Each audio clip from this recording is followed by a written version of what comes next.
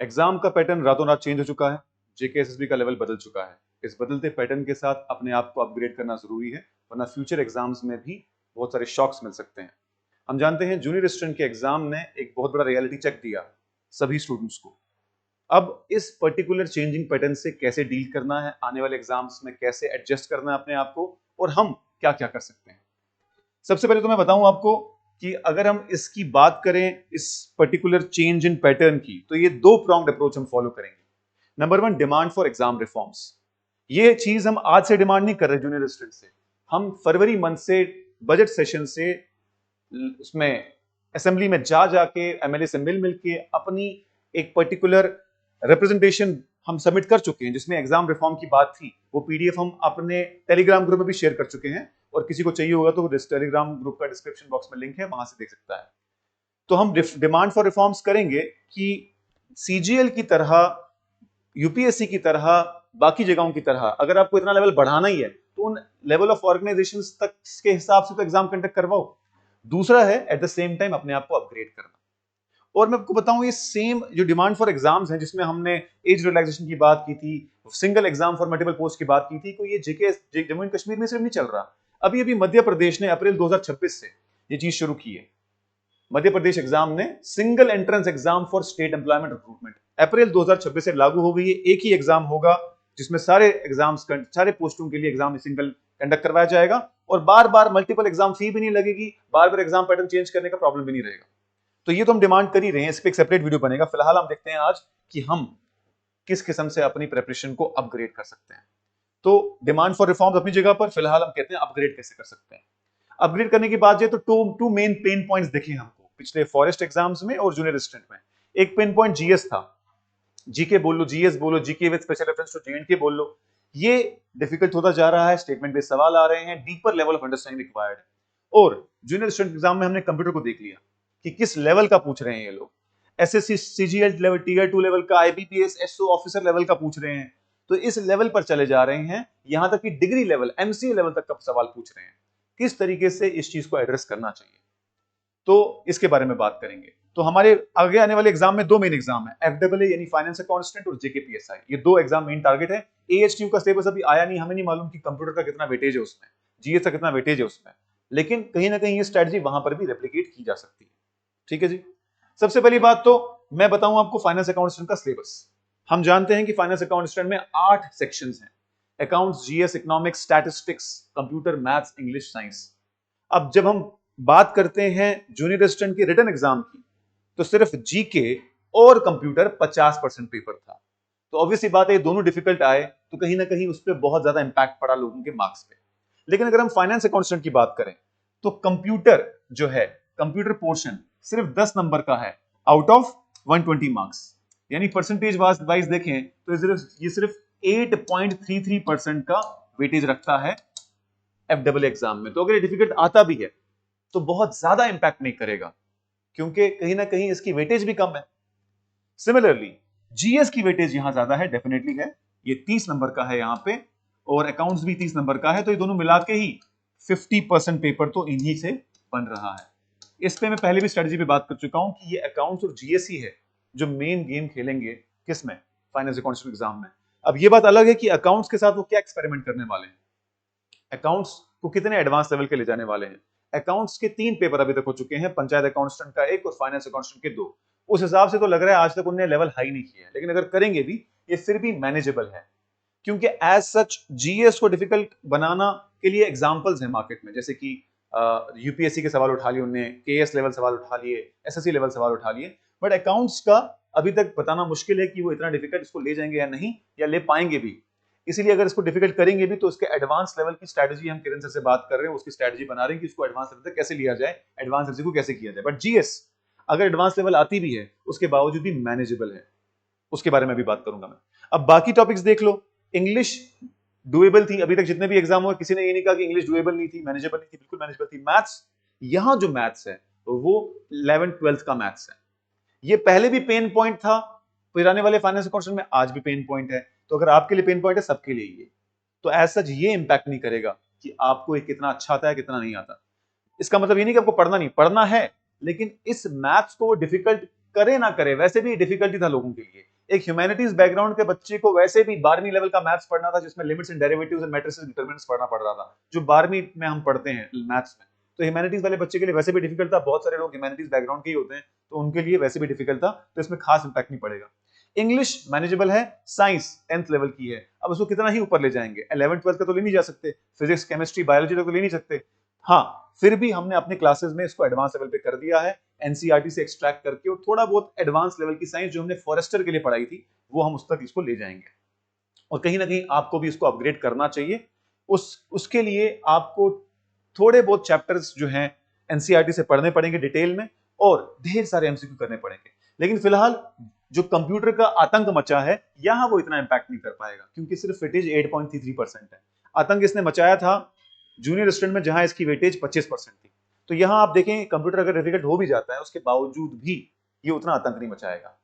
लेकिन मान लो कि जो ये 50% पेपर है, अकाउंट्स भी और जीएस भी, ये भी डिफिकल्ट आ गया और बाकी भी सब ने डिफिकल्ट कर दिया, तो हम जानते हैं जहां आप 100 प्लस आपको स्कोर करने के लिए कह रहे थे जनरल कैटेगरी स्टूडेंट को, वही स्कोर घट के कहीं 65-70 तक पहुंच जाएगा, उसी पे कट ऑफ बनेगा।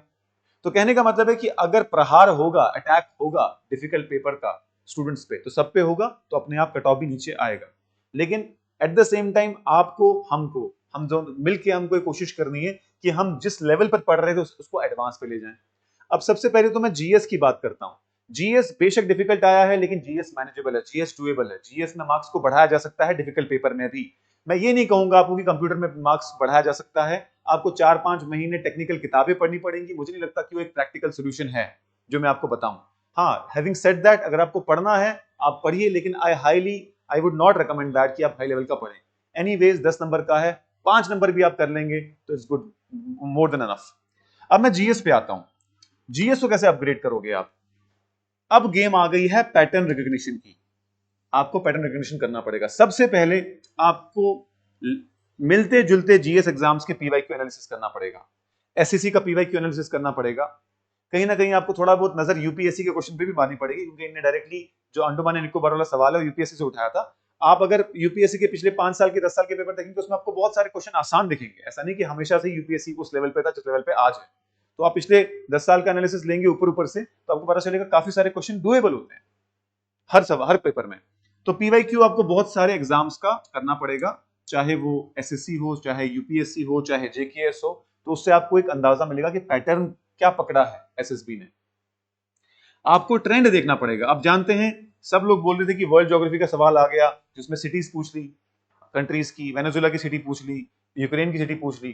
तो वो दरअसल करंट अफेयर का सवाल था, क्योंकि वेनेजुएला भी न्यूज में रहा था, ईरान भी न्यूज में रहा था, यूक्रेन भी न्यूज में रहा था, तो करंट अफेयर का सवाल था। तो आपको ट्रेंड बेस्ड सवाल पकड़ने पड़ेंगे, मैच द कॉलम, बहुत सारे सवाल लगाने पड़ेंगे। और सबसे बड़ी बात, अब रिवीजन ऊपर ऊपर से नहीं होगी, आपकी स्टडी वाइड नहीं, आपकी स्टडी डीप होनी चाहिए। From wide study to deep study करना पड़ेगा आपको। कहने का मतलब ये है कि आपको लेयर के अंदर वाली लेयर पे भी जाना पड़ेगा। पहले आप पहले लेयर पे पढ़ रहे थे, फॉर एग्जांपल, हाँ भाई गांधी जी कब इंडिया में वापस आए अफ्रीका की स्ट्रगल के बाद। लेकिन अब आपको क्रोनोलॉजिकल इवेंट, ट्रेंड बेस्ड सवाल करने पड़ेंगे कि arrange the following: arrival of Gandhi ji in India, civil disobedience movement, Champaran satyagraha and formation of INC. इसको क्रोनोलॉजिकल ऑर्डर में अरेंज करो। या who among the following was the first, let's say, non-Indian chairperson of INC, or women, or Muslim, or Sikh, or Buddh INC chairperson, और comparison draw करने हैं। तो थोड़ा वो डीपर लेवल की अंडरस्टैंडिंग आपको करनी पड़ेगी। जब आप डीप रिवीजन करते हैं, वो अपने आप आपको ट्रेंड बेस्ड सवाल दिमाग में बसने लगते हैं। तो पैटर्न रिकग्निशन का मतलब है पीवाई को देख के आप पैटर्न रिकॉग्नाइज करो कि जेकेएसएसबी एग्जैक्टली चाहता क्या है। ट्रेंड बेस्ड का मतलब है कि आप देखें कि अभी ट्रेंड किन सवालों का चल रहा है, किस किस्म के सवालों का चल रहा है। जब उन्होंने ऑप्शन में only 1 pair correct, only 2 pair are correct, only 3 pairs are correct ये सवाल पूछा, तो ट्रेंड है।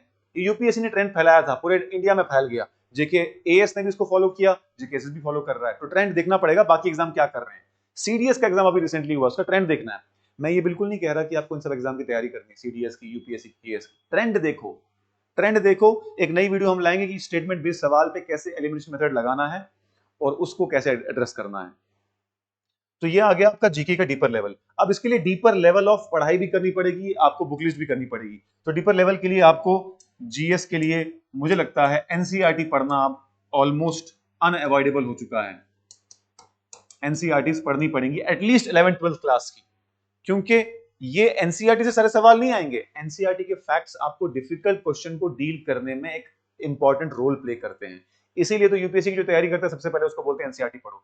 एनसीईआरटी के सवाल डायरेक्टली नहीं आते यूपीएससी में, बट एनसीईआरटी आपको असल में इक्विप करता है डिफिकल्ट एग्जाम्स को डील करने में। रही कंप्यूटर्स की बात, तो ये एसएससी सीजीएल अगर आपको करना है, मैं रिकमेंड नहीं करूंगा, लेकिन अगर आपको करना है तो इन एग्जाम्स जो मैंने मेंशन किए हैं, इन एग्जाम्स के पीवाईक्यू उठाइए, देखिए, और जो टॉपिक्स हैं जैसे कि operating system, networking in internet, computer architecture, advanced MS office, ये सब भी आपको देखना पड़ेगा अगर आप चाहते हैं। अदरवाइज 8.33% वेटेज है किसमें, आपके एफडब्ल्यू एग्जाम में। हाँ, अभी हम जेकेपीएसआई की बात करेंगे तो वहां हो सकता है कि वहां 15% वेटेज है, तो वहां अगर आप चाहें तो और भी डीपर लेवल पे डेवलप कर सकते हैं। तो ये तो रही बात जीएस की, ये रही बात कंप्यूटर की, जो ये दो पेन पॉइंट्स थे आपके। अब रही बात एफडब्ल्यू में अकाउंट्स की, तो आपको डीपर लेवल ऑफ अकाउंट्स थोड़ा पढ़ना पड़ेगा, at least deeper level of accounts MCQ करने पड़ेंगे। ये हम जल्दी ही इस पे कुछ एडवांस क्लासेस लगाने वाले हैं और जल्दी ही अकाउंट्स में एडवांस लेवल के एमसीक्यू बना रहे हैं किरण सर। लेकिन आप कहीं से भी कर लें, जहां जहां से भी आपको अच्छा लगता है, हम अपने स्टूडेंट्स को उसका अपग्रेड देंगे। उसके साथ साथ में इकोनॉमी की बात करें तो इकोनॉमी में भी हम अपग्रेड कर रहे हैं, स्टेटमेंट पे सवाल डाल रहे हैं। तो मोर और लेस ये पेपर काफी सारा क्या है, डिवाइडेड है। आपके पास ज्यादा ऑप्शन है कि अगर वहां आपका कमजोर हो गया तो यहां से पूरा कर लेंगे, यहां कमजोर हो गया तो यहां से पूरा कर लेंगे। जूनियर असिस्टेंट में तो सिर्फ 4 ही कंपोनेंट थे, वहीं आपको सारा खेल खेलना था। यहां आपके पास ज्यादा कंपोनेंट है, जहां आप, अगर आपका कंप्यूटर वीक है तो आप इंग्लिश स्ट्रॉन्ग कर लो, आपका अगर मैथ्स वीक है तो आप साइंस स्ट्रॉन्ग कर लो, तो आप वहां प्लस माइनस कर सकते हो। इन एनी केस आपको डिफिकल्ट कंपोनेंट में भी 10 में से 5 तक लेने की कोशिश करनी है, उसमें कोई डाउट नहीं है। अब आप चाहे 50% सिलेबस करके उसको इतना स्ट्रॉन्ग कर लो तो 5 नंबर आपके आ ही आए, या फिर आप पूरा का पूरा सिलेबस कवर करके इतनी रिवीजन करो कि आप 5 नंबर ले ही आओ। ठीक है, तो ये सब चीजें आगे एफडब्ल्यू की। अब अगर बात करें हम जनरल जेकेपीएसआई की, जेकेपीएसआई में 50% पेपर तो maths and reasoning and advance maths की है। सारा गेम ही इनका है, ये डिसाइडिंग फैक्टर है। इन पे आपको कमर तोड़ मेहनत करनी पड़ेगी। हाँ, और ये क्योंकि पहली बार एसएससी का सिलेबस इन्होंने कॉपी पेस्ट किया है एसआई के लिए, तो हम एक्सपेक्ट कर रहे हैं कि एसएससी के ही लेवल के सवाल यहां पर आने चाहिए, और एसएससी के ही टीयर 1 टीयर 2 लेवल के क्वेश्चन आप इसके लिए करेंगे। वही आपका एक मार्गदर्शक है, वही आपका एक गाइडिंग स्टार है, नॉर्थ पोल है आपका। और बाकी रहा जीएस, इंग्लिश, कंप्यूटर, ये टोटल मिला के जीएस का 20% वेटेज है, इंग्लिश का 15% है, कंप्यूटर का 15% है। तो जीएस मैंने आपको बता दिया कैसे अपग्रेड करना है, कैसे पैटर्न रिकग्निशन करना है, कैसे पीवाईक्यू एनालिसिस करना है, कैसे आपको डीप लेवल ऑफ अंडरस्टैंडिंग करनी है। और इंग्लिश तो आपको पता है ऑलरेडी डुएबल है, इतना डिफिकल्ट आएगा नहीं। कंप्यूटर अगेन 15% है, इसमें अगर आप 50% मार्क्स भी ले लो, क्योंकि कितना भी आप कंप्यूटर पढ़ लो, उस लेवल का तो पढ़ने के लिए टाइम नहीं है जिस लेवल का वो क्वेश्चन पूछ रहे हैं। तो आई हाईली डोंट रिकमेंड कि आप कंप्यूटर के लिए कुछ एक्स्ट्रा एफर्ट डालें। हाई लेवल ऑफ एमसीक्यू जरूर कर लें, लेकिन इतने डीपर लेवल पे, टेक्निकल लेवल पे नहीं पढ़ पाएंगे, टाइम नहीं है, और वेटेज भी कम है इनका बाकी एग्जाम्स में कंपैरेटिवली। तो अगर आप 15 में से 7-8 नंबर भी ले आए तो I think that is good enough. बाकी जगह पे टाइम इन्वेस्ट करिए। अगर आप कंप्यूटर पे जरा टाइम इन्वेस्ट करने के बजाय इन पहले 3 टॉपिक्स पे, general intelligence and reasoning, quantitative aptitude और मैथमेटिकल एबिलिटी पे जरा टाइम स्पेंड करो, तो वहां आपको रिटर्न ज्यादा मिलेंगे। जीएस पे टाइम स्पेंड करो, रिटर्न ज्यादा मिलेंगे। इंग्लिश पे जरा टाइम स्पेंड करो, रिटर्न ज्यादा मिलेंगे। लेकिन कंप्यूटर पे टाइम ज्यादा स्पेंड करोगे, रिटर्न ज्यादा नहीं मिलेंगे। बहुत टेक्निकल है, उनका कंप्यूटर बैकग्राउंड नहीं है, जिनका कंप्यूटर बैकग्राउंड है वो भी नहीं कर पा रहे, तो आपके लिए तो और भी मुश्किल है। ठीक है जी, तो कहने का मतलब ये है कि एज सच हमारी जो मुहिम है वो 2 किस्म से चलेगी। एक तो है, हम, मेरी आज ही बात हो रही थी कुछ एजुकेटर से, और हम जल्दी ही इस पे एक कोशिश कर रहे हैं, कुछ कंक्रीट डिसीजन लें कि हम अपनी तरफ से रिप्रेजेंटेशन पेश करें, जो हमने ऑलरेडी की भी हुई है, और ऑनलाइन इस बात पे एक मुहिम छेड़ें कि इसमें रिफॉर्म होना चाहिए। बट आपको भी अपने साथ साथ में अपग्रेड करना पड़ेगा प्रिपरेशन। इस चीज पे डिपेंडेंट नहीं रह सकते आप। हम जानते हैं हमारी स्टेट को 1 साल लग सकता है, 1.5 साल लग सकता है, 2 साल लग सकता है, तब क्या, तब तक आपके एग्जाम हो जाएंगे। इसलिए आपको इस पे ज्यादा फोकस रखना है। लेट अस हैंडल दिस, ये हम हैंडल करते हैं, आप ये हैंडल करिए। बात समझ में आई? बाकी आपके पास हमारे कॉन्टैक्ट नंबर्स हैं, और बाकी भी एजुकेटर्स के कॉन्टैक्ट नंबर हैं। We are always approachable to you. Description box में लिंक है गूगल फॉर्म का, हमारे कॉन्टैक्ट नंबर का, आप हमें कैसे भी अप्रोच कर सकते हैं। हमारे इंस्टीट्यूट विजिट कर सकते हैं, green belt park, Anand Nagar, Jammu में। We are here in whatever way we can help you, in whatever way we can be of any service, we are here. तो हमारा निष्कर्ष बात का ये निकला कि जो डर आपको जूनियर स्टूडेंट्स से बैठ चुका है कंप्यूटर का, ये इतना बड़ा डर भी नहीं है, क्योंकि वहां उसकी वेटेज ज्यादा थी, आगे वेटेज ज्यादा नहीं है। वहां 25 नंबर का था, 20 नंबर का था, यहाँ 20 नंबर का नहीं है। वहां 25% था, यहाँ पर 8% है, या ज्यादा से ज्यादा 15% है। बाकी पूरा पेपर आपके पास पड़ा हुआ जो डूएबल है। अब जनरल स्टडीज के लिए अगर आप हमारे एमसीक्यू सीरीज देखेंगे जो हमारे यूट्यूब पे चलते हैं, हमने ऑलरेडी एडवांस लेवल शुरू कर दिया है। और क्योंकि हम यूपीएससी और केएस के लिए भी पढ़ाते हैं, मैं, Sakina ma'am, Yashodhara ma'am, Ajit sir, तो हमारा ऑलरेडी हमारे दिमाग में वो चीज हम डिलीवर कर रहे होते हैं। हमारे कोर्सेज की भी ड्यूरेशन सबसे लंबी होती है। हमारा जो एफडब्ल्यू का कोर्स है दिसंबर में शुरू किया था, इस महीने खत्म होगा फाइनली, 5 महीने बाद। तो हम काफी डिटेल में वैसे भी पढ़ाते हैं। लेकिन जिन लोगों ने ऊपर ऊपर से पढ़ा था, उन लोगों को चाहिए कि थोड़ा और डिटेल में जाएं और डिवेल्व करें। बाकी आप कमेंट सेक्शन में बताइए कि आपको किस किस्म से हेल्प हमारे से चाहिए, और अगर आपको कोई भी कंसर्न है, डाउट है, वहां पर आप मेंशन कर सकते हैं। Thank you so much, all the best.